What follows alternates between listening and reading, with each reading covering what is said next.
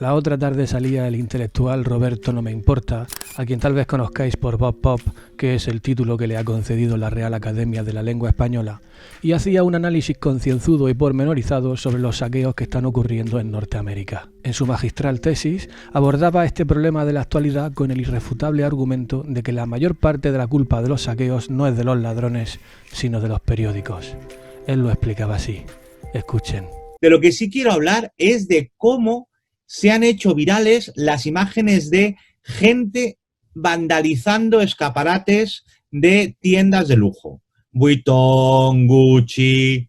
Y he pensado, fíjate qué curioso que esta gente que se ha pasado un montón de tiempo dejándose una pasta en construir una imagen de marca, se ha convertido en elemento de clickbait para los medios, porque no es igual, la gente no clica igual. Si dice, gente rompe el escaparate de bodas Loli y se lleva unos trajes de madrina de boda, que, oye, unos vándalos rompen el escaparate de Vuitton. Entonces piensa, Vuitton, tú has tenido la culpa de esto, porque te has construido una marca y esa marca ahora mismo la están utilizando los medios para hacer sensacionalismo. En realidad tienen más culpa los que están haciendo titulares con esto que los que están rompiendo el escaparate, porque el que está rompiendo el escaparate no quiere llevarse tu bolso, Vuitton. Lo que quiere es seguir las noticias explicando que esto es una mierda. No, madre que me parió. De este fabuloso monólogo filosófico, más característico de los próceres del Mensa que de los taberneros del extrarradio, extraigo 3 conclusiones que podrían fácilmente derivarse de las palabras del erudito Pop. La primera es que la culpa es siempre del empresario por crecer tanto. La segunda es que la culpa la tienen los periódicos por hacerse eco de ello. Y la tercera y la más importante es que el ladrón nunca tiene la culpa de nada porque él es un pobre animalito influenciado por el sistema que se deja llevar por la corriente. Yo no sé qué pensarán ustedes, pero a mí esa actitud se me parece mucho a la manera en la que nos trata un Estado social comunista. Es decir, como niños incapaces de dilucidar lo que nos conviene en la vida. Y por eso nos lo tienen que controlar todo de cabo a rabo. Y la mejor forma de seguir una noticia explicando que es una mierda es rompiendo un escaparate de Gucci.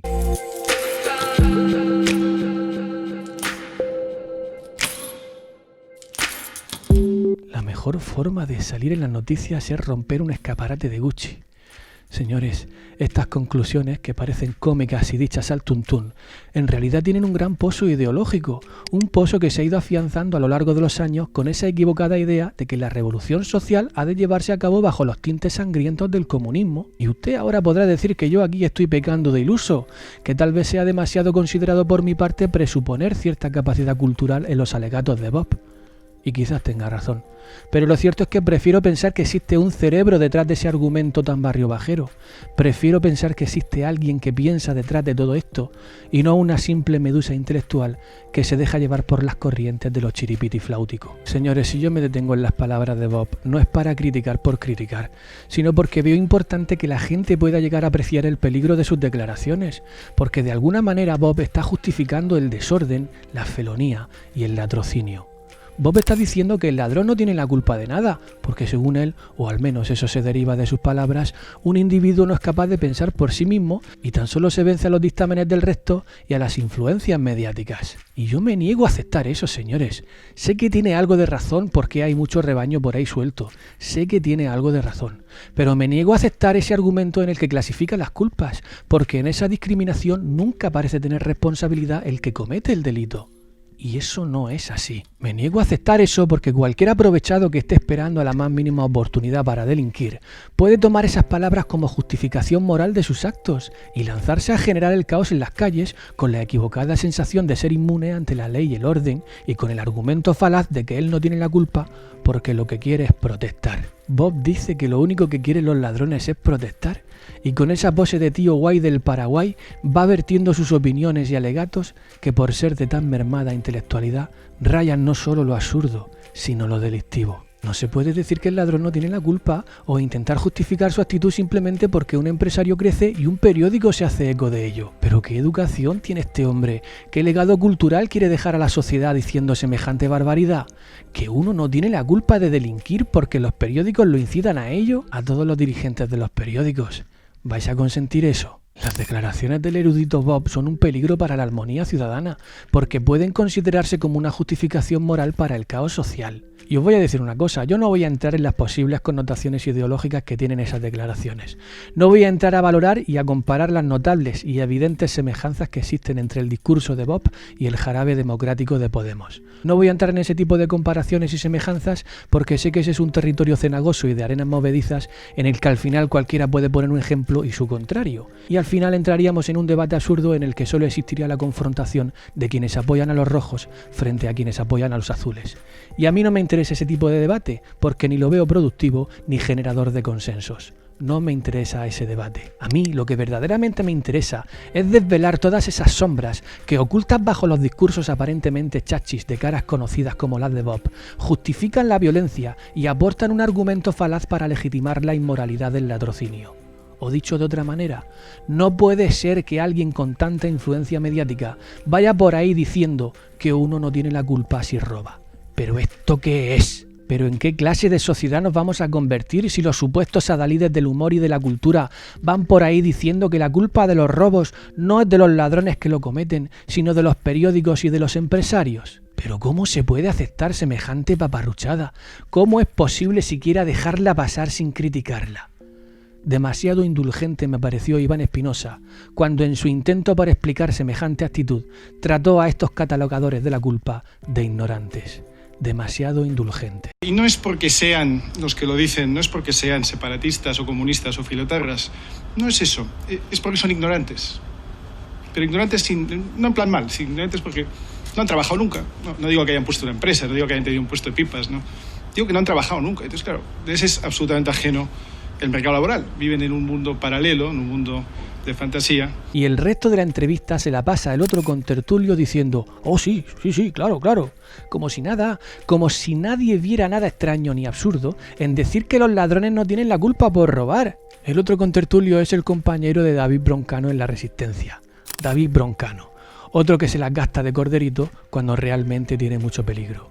Y os voy a dar mi opinión de por qué. El otro día salió haciendo bromas sobre el fascismo y el antifascismo diciendo lo siguiente.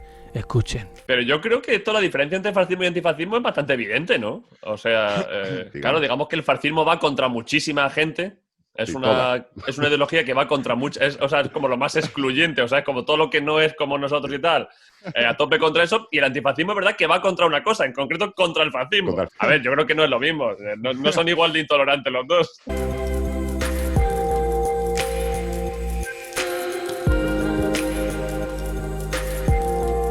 No son igual de intolerantes los dos, dice Broncano. Ustedes escuchan eso y probablemente debido al tono distendido de la conversación puede que incluso lo vea lógico y lo acepte. Pero si ha llegado a esa conclusión está cometiendo un grave error, y es pasar por alto la imprudencia que está cometiendo Broncano al llamar fascismo a algo que no lo es. Es decir, el fascismo no es pensar distinto a ti, y eso es lo que está diciendo en cierta medida Broncano. Y al decir eso está cometiendo una imprudencia gravísima, que es proyectar sobre los que piensan distinto una ideología fascista que no voy a negar que exista, pero que evidentemente no está en el común de los españoles. El fascismo, a día de hoy, al menos en España, no está en los actos de la derecha, sino en la boca de los de la izquierda, que utilizan esa palabra para insultar y catalogar a quienes no comulgan con sus ideas. La brecha entre las dos Españas la están agrandando los incultos y los de la izquierda, porque el fascismo lo están reviviendo ellos, porque en su empeño por considerarse moralmente superiores, están perpetuando el carácter de esa ideología sobre la actitud de aquellas personas que simplemente piensan distinto. Si un policía te ayuda, es un buen policía. Si ese mismo policía te multa por saltarte un semáforo, es un fascista, independientemente de su ideología. Ese es el criterio que sigue esta gente para catalogar a la gente. Ese es el nivel que tiene. Y claro, al no entender qué es el fascismo, al pensar que es esa persona que no te deja hacer lo que tú quieras cuando tú quieras, al pensar así, estamos contribuyendo a engrandecer esa ideología. Cada vez que llamas a alguien fascista por no pensar como tú, estás contribuyendo a la supervivencia de esa ideología. Pero una persona que piensa diferente a ti no es fascista. Y ese es el grave error de Broncano, que con su porte de tío guay y humorista consagrado, está contribuyendo a generar más confusión al hablar sobre temas que al parecer no comprende. Y yo no estoy diciendo que lo esté haciendo a propósito, señores, pero por sus palabras se deduce que ha caído en la misma trampa mediática de considerar fascismo algo que no lo es.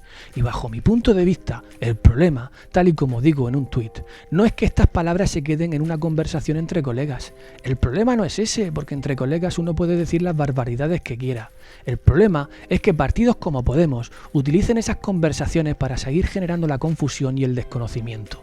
Esto decía el partido de Podemos con respecto a esta conversación de Broncano.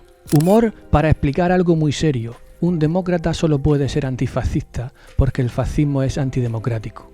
Y yo a ese tuit le respondía lo siguiente. El problema es cuando se vende la ignorancia como explicación de algo muy serio. Tontos hablando hay en todos lados y hacerse el tonto últimamente mola y da dinero. Pero el problema es cuando esa tontería no se queda en un compadreo entre colegas y trasciende como panacea. Y eso es lo que pienso, señores, que es muy ruin que un partido se aproveche de una conversación entre colegas para intentar promover un sentimiento de animadversión hacia el que no piensa como tú. Y yo no sé los estudios que tendrá Broncano sobre el fascismo, yo eso no lo sé, pero de sus palabras se deduce que ha caído en la trampa hegemónica de considerar fascismo a todo aquel que no piensa como tú. Y con esa distendida charla entre colegas, por ser mediática, está ayudando a polarizar la sociedad en buenos y en malos, generando con ello más caos y confusión. Pero es que además, en esa inventada e inculta división de buenos y malos, casualmente los buenos son aquellos que se identifiquen con el humor de Broncano. O al menos eso es lo que nos ha querido hacer pensar Podemos, que son expertos en crear símbolos y significantes. Y buena prueba de ello es su tuit, con el que ha pretendido apropiarse de la imagen de Broncano como una sutil estrategia ideológica para decirle de forma sibilina a los oyentes de Broncano: «Hey, si a vosotros os gusta Broncano, también os gustará Podemos. Mirad, nosotros compartimos sus vídeos, Broncano está en nuestro equipo. ¿Y tú, te unes?». Y así, señores, es como se engaña a todos aquellos jóvenes que todavía no saben de qué va todo esto, ni tienen ni idea del juego sucio que implementan los partidos para captar su atención y con ello su voto. Muy mal Bob por legitimar el latrocinio. Muy mal Broncano por promulgar de forma tan irresponsable una idea equivocada sobre el fascismo. Y muy mal Podemos por apropiarse de una imagen de Broncano como estrategia mediática para la captación de nuevos borregos a su redil. Señores, la izquierda no es tan santa como ustedes piensan, no hace más que jugar sucio, apropiarse de cosas que no le pertenecen y luego echarle la culpa a los demás de la miseria que ellos generan, miseria moral y miseria económica. Eso es en gran parte la izquierda. Te pueden gustar más o menos, yo ahí no me meto porque cada uno tiene sus gustos y está en su derecho a tenerlos.